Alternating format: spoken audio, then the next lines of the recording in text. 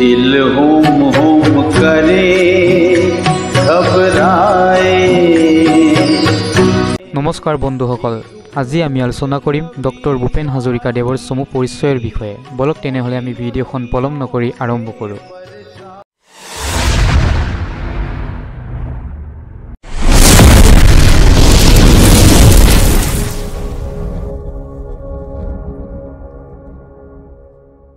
Sudhakantha doctor Bhupen Hazarika আছিল অসমৰ কলা সংস্কৃতিৰ জগতখনৰ এজন অদ্বিতীয় ব্যক্তি তথা সমগ্ৰ ভাৰতবৰ্ষতে পৰিচিত এক প্ৰতিভাশালী সাংস্কৃতিক সন্তা।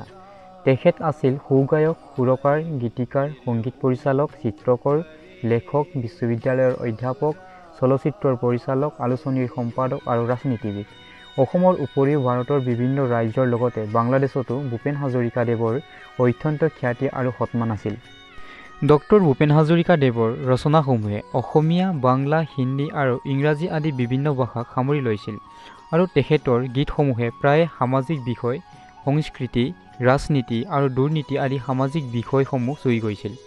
Belgium, Congo, Samarkand, America, Europe, Canada, দক্ষিণ পূব এছিয়া, জাপান আৰু অষ্ট্ৰেলিয়াকে ধৰি বহু দেশ ভ্ৰমণ কৰি সংগীত, সাহিত্য, লেণ্ডস্কেপ, আৰ্ট আৰু চলচ্চিত্ৰৰ আলোচনা, চক্ৰ আৰু সাংস্কৃতিক উৎসৱত অংশগ্ৰহণ কৰা বিশ্ব নাগৰিক আছিল তেখেত।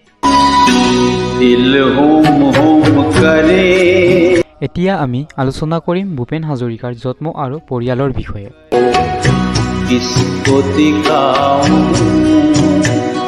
ভূপেন হাজৰিকাই জন্মগ্ৰহণ কৰিছিল চদিয়াৰ এখন গাঁৱৰ এক সম্ভ্ৰান্ত পৰিয়ালত 1926 চনৰ 8 ছেপ্টেম্বৰ তাৰিখে।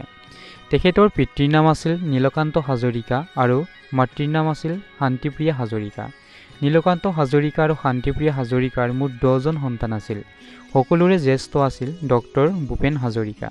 তেখেতৰ অনুজ কেইগৰাকী হ'ল ক্ৰমে অমৰ হাজৰিকা, প্ৰবীণ হাজৰিকা, সুদক্ষিণা হাজৰিকা, নৃপেন হাজৰিকা, বলেন হাজৰিকা, কবিতা বৰুৱা, জয়ন্ত হাজৰিকা আৰু সমৰ হাজৰিকা।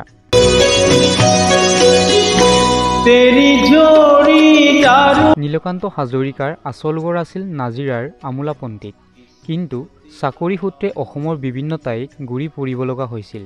তেখেতে প্ৰথমে শিক্ষকতা কৰিছিল, পিছলৈ বিদ্যালয়সমূহৰ উপ পৰিদৰ্শক আৰু শেষত মাটিৰ হাকিম হয়।